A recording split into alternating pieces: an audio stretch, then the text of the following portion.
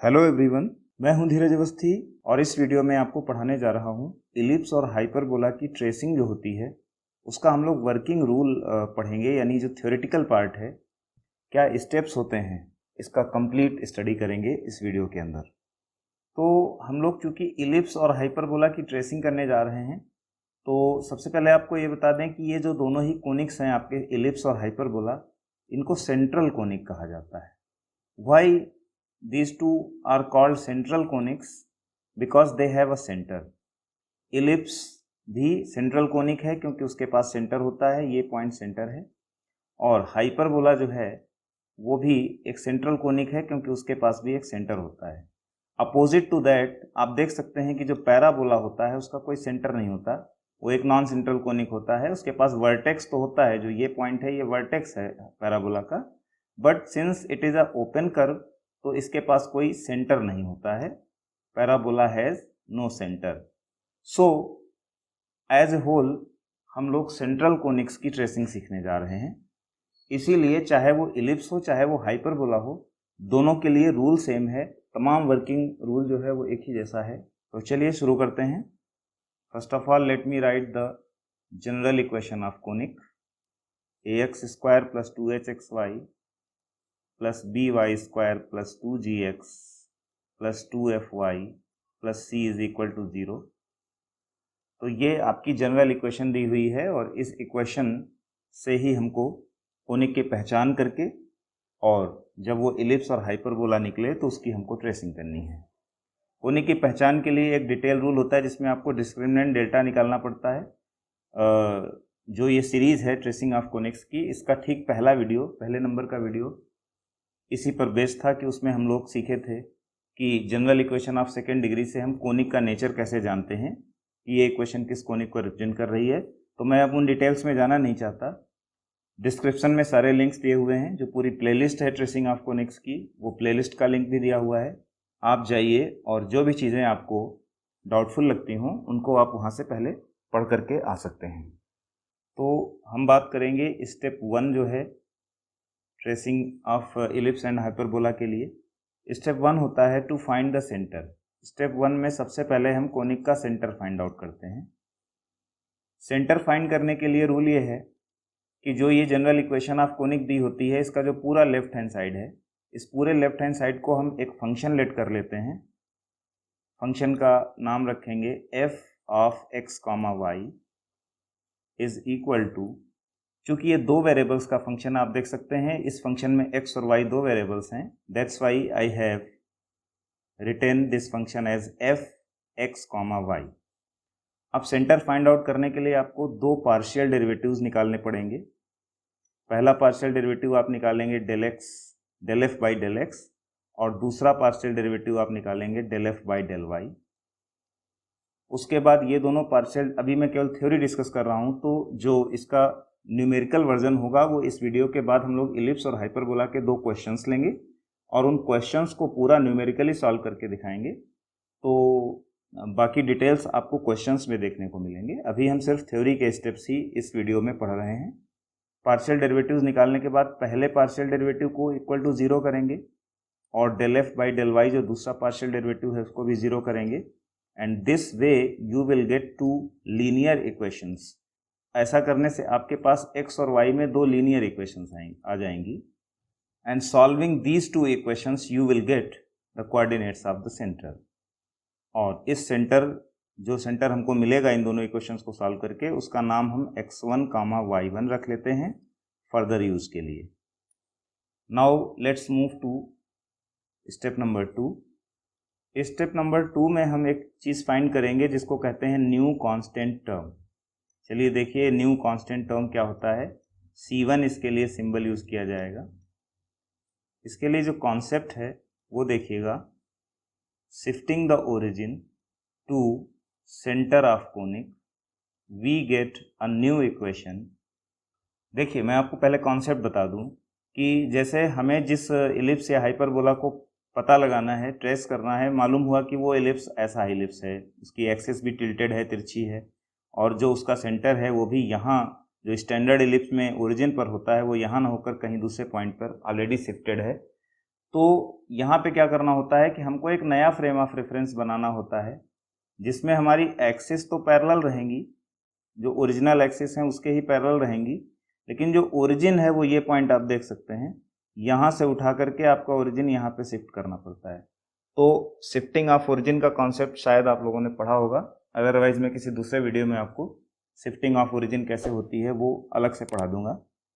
तो अभी उन डिटेल्स में तो हमें नहीं जाना है, लेकिन मैंने कॉन्सेप्ट का जिक्र अवश्य कर दिया कि जो नई इक्वेशन आने जा रही है वो तब आएगी जब ओरिजिन को हमारा जो सेंटर आया है x1 y1 उस पर शिफ्ट कराया गया होगा।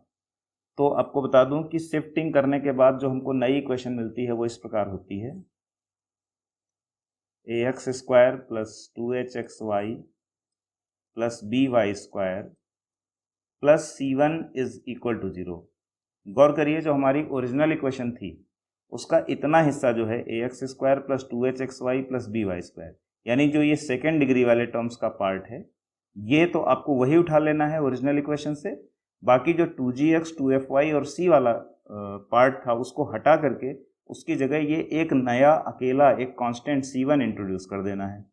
और ये c1 होता क्या है, इसकी वैल्यू क्या होती है, इसके लिए आगे देखिए, where c1 is equal to gx1 plus fy1 plus c।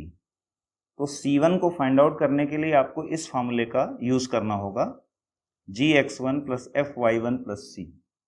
इसमें g f c ये सब चीज़ें आपको जो ओरिजिनल इक्वेशन आपको दी गई है उससे मिल जाएंगे, और x1 y1 आपने स्टेप 1 में निकाल रखा है।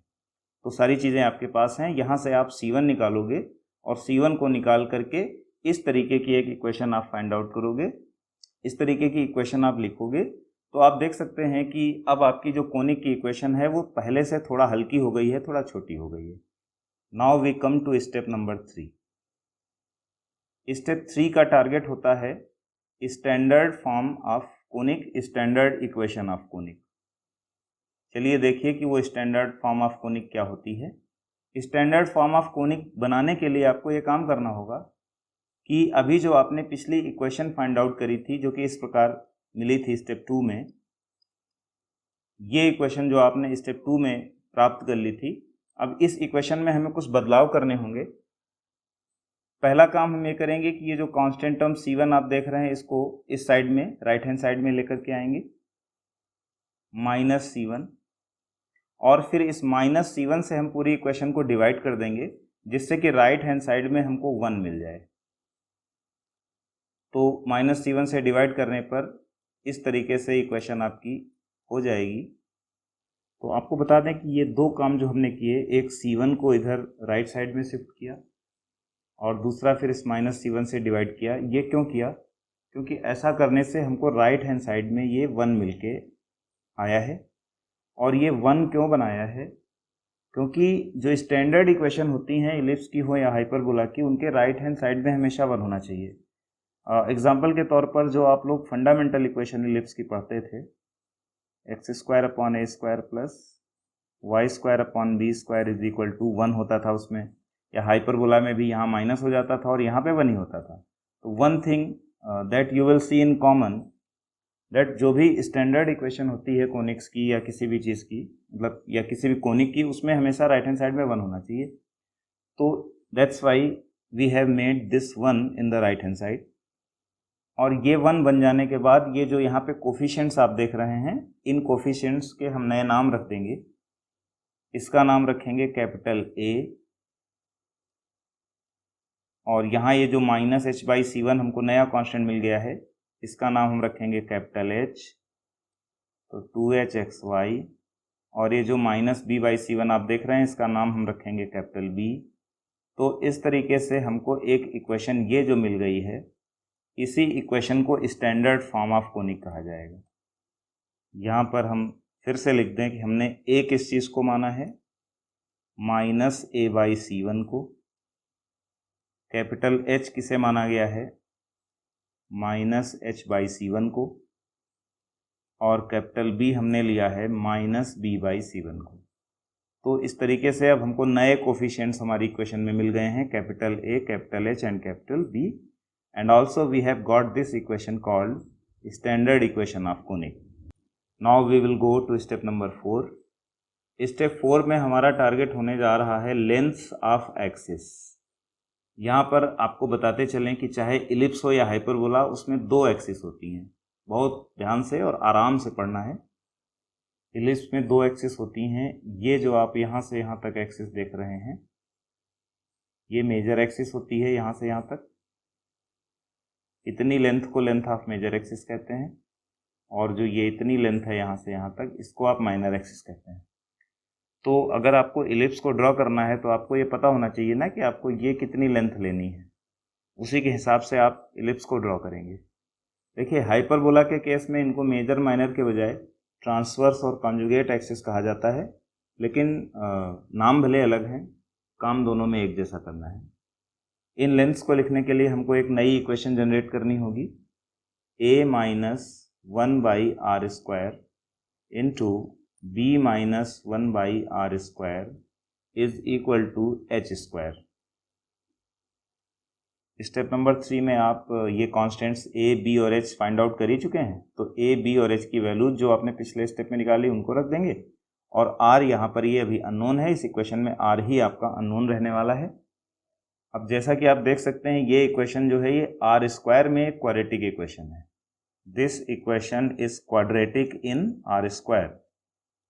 तो अगर क्वाड्रेटिक इक्वेशन है तो इसमें r² के 2 रूट्स होंगे। So let roots of r² be r1² and r2²। जब आप इस इक्वेशन को सॉल्व करोगे, मैं कह चुका हूं कि जो हम लोग न्यूमेरिकल वर्जन है यानी जो क्वेश्चन है वो नेक्स्ट वीडियो में सॉल्व करने वाले हैं।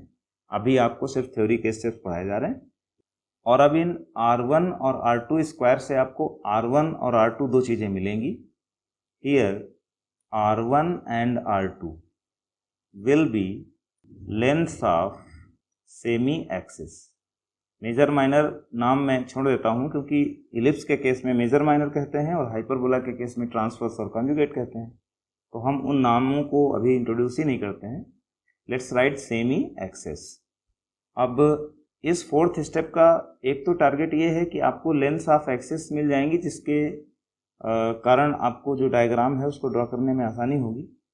लेकिन दूसरा एक प्रयोजन इस स्टेप नंबर 4 का और है, इसका एक फ़ायदा और होने जा रहा है इस स्टेप का, कि हम इस स्टेप में आकर के ये बात कंफर्म कर लेंगे कि हमारा जो कोनिक है वो पर्टिकुलरली इलिप्स है या हाइपरबोला। क्योंकि अभी तक जो हमने 4 स्टेप करे हैं वो कंबाइंड रहे हैं, उसमें इलिप्स को या हाइपरबोला को स्पेसिफाई नहीं किया गया था।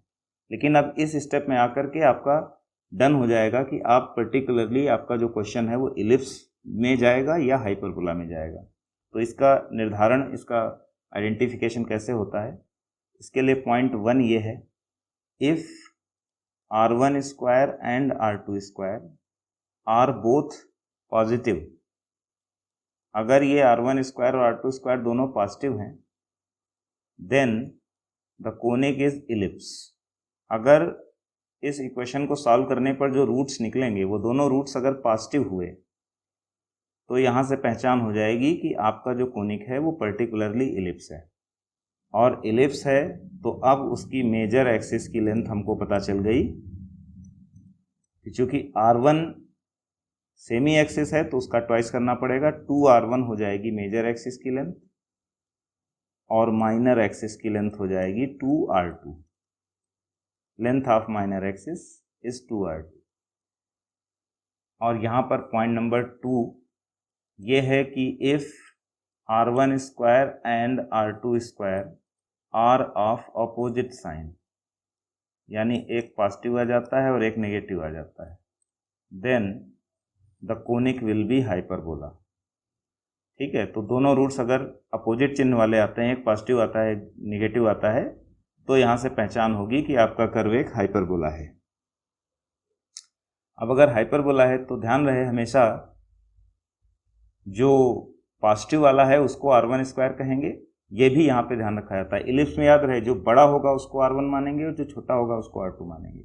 हमेशा r1² आप r2² से बड़ा लेंगे, उसके बाद ही आप ये डिसाइड करेंगे कि मेजर कौन होगा और माइनर कौन होगा। और हाइपरबोला में जब अपोजिट साइन के दोनों आएंगे तो याद रहे जो पॉजिटिव वाला है वो आप r1² चूज़ करेंगे, और जो नेगेटिव वाला है उसको ही आप नाम देंगे r2², और फिर जो लेंथ होगी ट्रांसवर्स एक्सिस की, जो मेन एक्सिस होती है, मेजर होती है, लेंथ ऑफ ट्रांसवर्स एक्सिस जो होगी हाइपरबोला के लिए वो 2r1 होगी, और जो लेंथ ऑफ कॉन्जुगेट एक्सिस होगी जो कि माइनर एक्सिस होती है वो होगी 2r2। आप चाहे तो इसमें मॉड यूज़ कर सकते हैं, क्योंकि जो r2 वाला रूट है वो नेगेटिव होगा, तो आप मॉड लगा दो, मतलब लेंथ में आप माइनस नहीं लेंगे, माइनस छोड़ के ही बात करेंगे। तो एक एक्सिस की लेंथ 2r1 हो जाएगी, दूसरी एक्सिस की लेंथ 2r2 हो जाएगी। तो चौथे स्टेप में आपने जो मेजर और माइनर एक्सिस हैं उनकी लेंथ्स के बारे में बातचीत करी, और साथ ही में आपने इलिप्स या हाइपरबोला की पहचान भी कर ली। Let's come to step number 5। Step 5 में हम इक्वेशन ऑफ मेजर एक्सिस निकालने जा रहे हैं। देखिए, हमने एक्सिस की लंबाइयाँ इसलिए निकाली क्योंकि जब हम ड्राइंग करेंगे तो हमको कितना लंबा कितना चौड़ा इलिप्स या हाइपरबोला बनाना है, उसके लिए एक्सिस की लेंथ चाहिए होंगी। अब जैसे कि जो जनरल कोनिक होता है वो टिल्टेड बनते हैं, कोई सीधा सीधा तो बनते नहीं। पता चला इलिप्स आपका ऐसे तिरछा सा बनेगा, तो कितना तिरछा, कितने एंगल पे उसको झुकाना है, कैसे ड्रॉ करना है, इसके लिए ये जो मेजर एक्सिस देख रहे हैं आप, ये लाइन जो देख रहे हैं, ये लाइन अगर हमको पता चल जाए तो जब हम लाइन ड्रॉ कर देंगे तो हमें खुद पता चल जाएगा कि हमारा इलिप्स कितने एंगल पे झुका हुआ है। तो इसलिए स्टेप 5 में ये ज़रूरी है कि हम मेजर एक्सिस की इक्वेशन निकालें।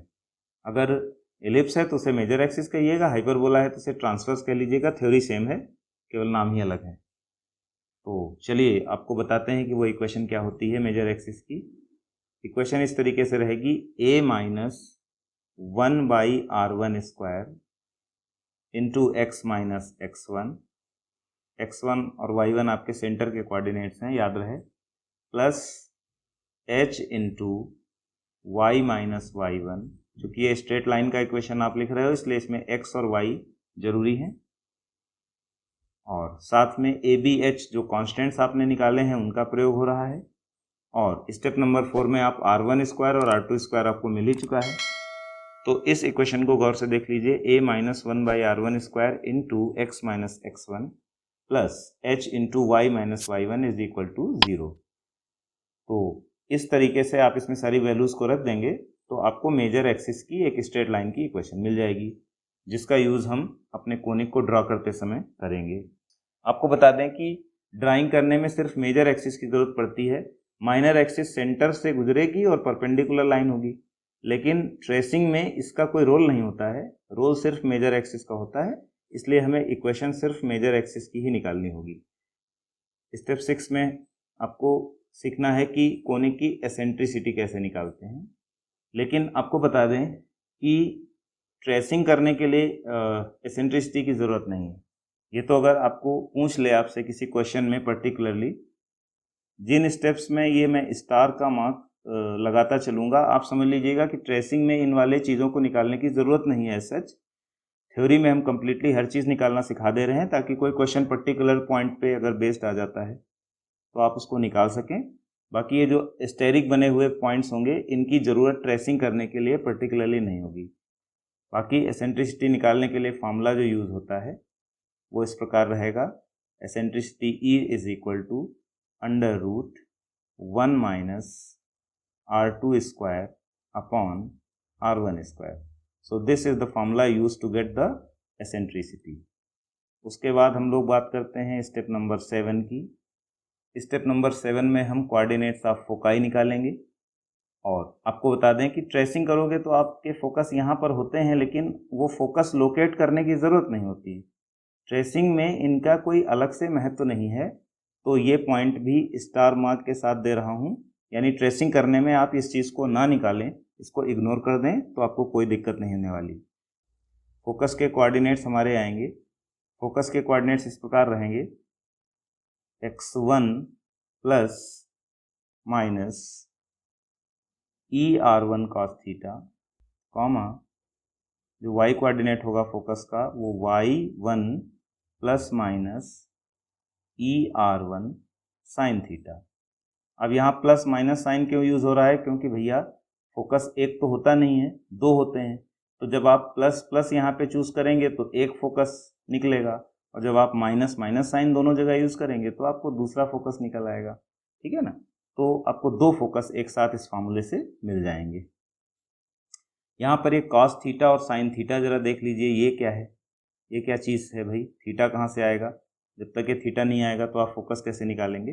तो यहाँ पर आपको बता दें कि थीटा वही एंगल है जो आपकी मेजर एक्सिस, सपोज करिए कि ये लाइन आपकी मेजर एक्सिस है, जो कि हम स्टेप नंबर 5 में निकाल चुके हैं।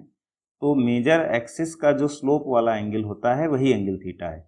यानी इसके लिए आप क्या करेंगे, आप मेजर एक्सिस का स्लोप निकालेंगे और slope is equal to tan theta होता है। तो आपको यही टेन थीटा से फिर आपको साइन भी मिल जाएगा और कॉस भी मिल जाएगा। टेन थीटा अगर आपको स्लोप से मिल गया तो आप उससे साइन थीटा और कॉस थीटा दोनों निकाल सकते हैं।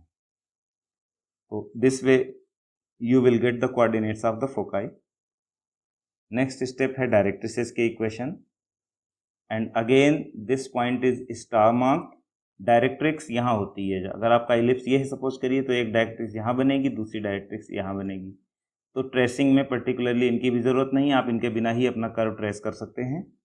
तो इसे भी ट्रेसिंग में आप ना निकालें, अलग से इस पर बेस्ड कोई क्वेश्चन पूछा जाता है तभी आप डायरेक्ट्रिक्स का इक्वेशन निकालें। उसके लिए जो फॉर्मूला है वो मैं बता देता हूँ आपको, x minus x1 cos theta plus y minus y1 into sine theta is equal to R1 upon E. Actually दो हैं तो एक प्लस के साथ होगी और एक माइनस के साथ होगी, तो दोनों इक्वेशन एक साथ लिख देता हूँ। तो आपकी दो डायरेक्ट्रिक्स होती हैं, प्लस से एक आएगी, माइनस से दूसरी आएगी। तो चलिए अब अगले स्टेप की ओर बढ़ते हैं। स्टेप नंबर 9 है हमारा लेंथ ऑफ लेटस रेक्टम। मज़े की बात यह है कि भैया ट्रेसिंग में इसकी भी ज़रूरत नहीं है। अगर आपको एलिप्स बनाना है इस तरीके का तो ट्रेसिंग करने में ये जो यहाँ लेटस रेक्टम होता है इसकी लेंथ नापने की आपको क्या ज़रूरत है, इसकी कोई ज़रूरत नहीं है एलिप्स का डायग्राम ड्रॉ करने के लिए। तो ये सारे ऑप्शनल हैं, अगर कोई क्वेश्चन इन पर बेस्ड बनता है तभी आप इन फॉर्मूलों का यूज़ करेंगे। तो लेंथ ऑफ लेटस रेक्टम के लिए फॉर्मूला यूज़ होता है 2r2 square divided by r1। अगर हाइपरबोला है तो आप यहाँ पर मॉड का यूज़ कर सकते हैं, क्योंकि r2 स्क्वायर नेगेटिव वाला रूट होता है, उसमें से आपको माइनस हटा के चलना होगा। और 10th और लास्ट स्टेप करने जा रहे हैं, ये आखिरी स्टेप है और ये स्टार मार्क्ड नहीं है, आपको बता दूं ये आपका ज़रूरी स्टेप है, ट्रेसिंग करने में इसकी भूमिका रहेगी और बहुत ही इम्पॉर्टेंट स्टेप है ये, that is intersection with axis.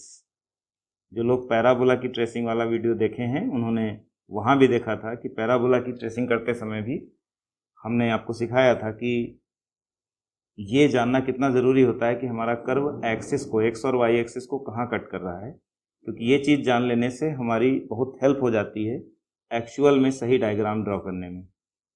So 10th और लास्ट पॉइंट है कि हम इसमें ये चेक करेंगे कि हमारा जो कोनिक है वो एक्सिस को कहाँ पर कट करता है। तो आप y इक्वल टू 0 पुट करेंगे इक्वेशन में, जो ओरिजिनल इक्वेशन आपको सबसे पहले बिगिनिंग में दी गई थी, उस इक्वेशन में आप y0 पुट कर देंगे। इतना तो आपको मालूम है कि कोई इक्वेशन x एक्सिस को कहाँ पर कट करती है, उन पॉइंट्स की अगर आपको जानकारी निकालनी हो तो आपको y इक्वल टू 0 रख देना चाहिए, क्योंकि x एक्सिस पर y0 होता है।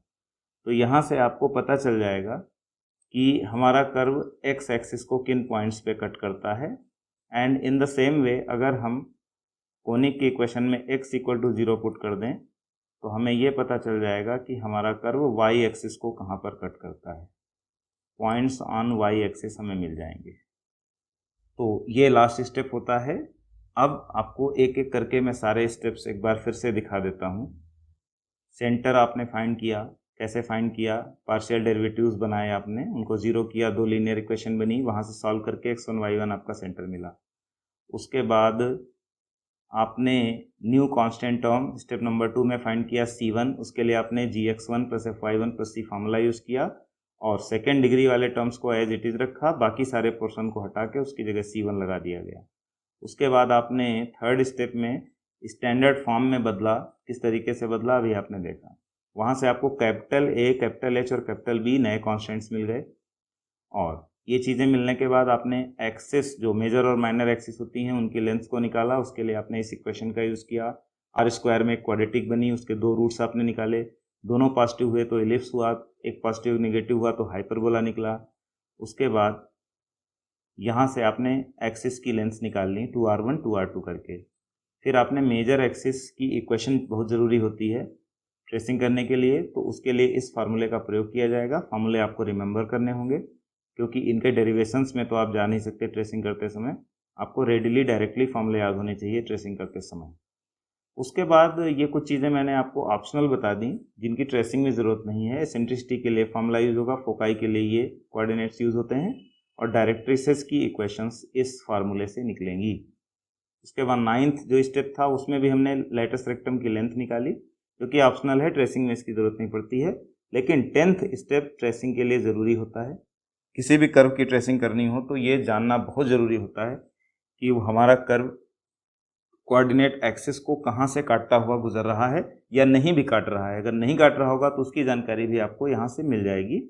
प्रैक्टिकल इस पूरी थ्योरी का मैं आपको अगले वीडियो में करवाऊंगा, जिसमें हम लोग इलिप्स की और हाइपरबोला की पूरा क्वेश्चन के माध्यम से सारे स्टेप्स को करते हुए और फाइनली डायग्राम को ड्रॉ करके दिखाते हुए इस थ्योरी का पूरा जो एक प्रैक्टिकलाइजेशन है वो आपको नेक्स्ट वीडियो में मिल जाएगा। तो नोटिफिकेशन वाला जो बेल आइकन है उसको प्रेस करके रखिएगा, सब्सक्राइब करके चैनल को रखिएगा। नहीं कहीं ऐसा ना हो कि वो वीडियो आए और आपको पता ही नहीं चल पाए। तो देखिए अब सारे स्टेप्स तो हमारे हो चुके हैं। अब हम आपको एक एक करके ड्राइंग जब हम करेंगे डायग्राम की, तो पहले क्या मतलब किस क्रम में हम इन पॉइंट्स को यूज़ करने वाले हैं, बस आखिरी चीज़ आपको बता देते हैं। तो ये जो थ्योरी का आपका टॉपिक है पूरा हो जाएगा। लास्ट में बस ये देख लीजिए कि हमें किस क्रम में इन पॉइंट्स को, सारे 10 पॉइंट्स को यूज़ करना है। 10 में से दरअसल 6 पॉइंट ही आपके काम के हैं। कि सबसे पहले हम सेंटर निकालेंगे, मतलब सेंटर लोकेट करेंगे। निकालना कुछ नहीं, निकल तो सब कुछ पहले चुका है। अब हमें डायग्राम में सबसे पहले क्या करना है, लाइक ये आपका जो कार्टेशियन प्लेन है, सबसे पहले हमने सेंटर निकाला था तो पता चला कि मेरा सेंटर यहाँ पे आ रहा है कोनिक का, तो मैंने सेंटर वहाँ पे लोकेट कर लिया।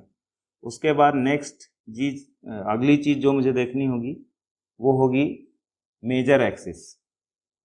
जो हमने मेजर एक्सिस निकाली थी किसी पॉइंट में, वो मेजर एक्सिस हमको ड्रॉ करनी, सेंटर से ही गुजरती हुई एक लाइन बनानी होगी। लाइन की ट्रेसिंग स्ट्रेट लाइन को जैसे बनाया जाता है उसी तरीके से आप इस लाइन को ड्रॉ कर लेंगे। चलिए ये मेरी मेजर एक्सिस हो गई। मेजर एक्सिस के बाद हम लोग क्या करेंगे, जो लेंथ ऑफ एक्सिस हमने निकाली थी, लेंथ ऑफ एक्सिस को हम यहाँ पे ट्रैक करेंगे। हमारी जो मेजर एक्सिस की लेंथ थी वो 2r1 थी, तो उसमें r1 आधा इधर और आधा इधर हो जाएगा। तो पता चला कि भैया ये हमारी यहाँ से लेकर के यहाँ तक मेजर एक्सिस है। मैं बस एक एग्जांपल के लिए बना रहा हूँ, बाकी एक्चुअल क्वेश्चन जब करेंगे तब आप देखिएगा। तो ये जो मेजर एक्सिस की लेंथ हमारी डन हो गई। माइनर एक्सिस डायग्राम में तो बनानी पड़ती है, बाकी ट्रेसिंग के लिए उसकी ज़रूरत नहीं है, तो माइनर एक्सिस भी हम ऐसे ड्रॉ कर लेंगे। लेंथ ऑफ एक्सिस निकालने के बाद बस आप अपना कर्व तो ड्रॉ कर सकते हैं, लेकिन बस ये ज़रा ध्यान रखना पड़ेगा कि कर्व आपका एक्सिस को काट रहा है या नहीं काट रहा है। इस डायग्राम के हिसाब से तो मान लीजिए हमारा अगर इलिप्स निकला तो हम ऐसे बना देंगे, ठीक है ना। या मान लीजिए अगर हाइपरबोला हुआ तो हमारी एक्सिस तो यही होगी, लेकिन हाइपरबोला आपको मालूम है कि इस तरीके से बनाया जाता है। अगर हाइपरबोला निकला मान लीजिए, तो इसी एक्सिस पर इन्हीं वर्टिसेस का प्रयोग करते हुए हम अपना हाइपरबोला ऐसे बना देंगे। तो चलिए अभी तो हमने थ्योरी पढ़ी है, पूरा जो क्वेश्चंस का सलूशन है वो नेक्स्ट वीडियोस में आपको देखने को मिलेगा। लेकिन पहले पूरी थ्योरी रिवाइज करके रखिएगा, उसके बाद ही क्वेश्चन लगाने आप चलोगे तो आपको अच्छे से समझ में आएगा। आपको ट्रेसिंग ऑफ कोनिक्स से रिलेटेड जितने भी वीडियोज इस सीरीज़ में हम लोगों ने बनाए हैं, उन सब वीडियोस के लिंक आपको डिस्क्रिप्शन में दे रखे हैं मैंने। कंप्लीट जो प्लेलिस्ट है ट्रेसिंग ऑफ कोनिक्स की, उसका लिंक भी वहाँ पर दे रखा है। तो आप सबसे मैं ये आग्रह करूँगा कि आपको जो भी टॉपिक ना क्लियर हो, पैराबोला की ट्रेसिंग हो या नेचर कैसे देखा जाता है कोनिक्स का, एवरीथिंग आप जा कर के वहाँ पर उन सारे वीडियोस को देख सकते हो। और इस वीडियो में आज इतना ही। See you in the next video. Thank you so much. जय हिंद।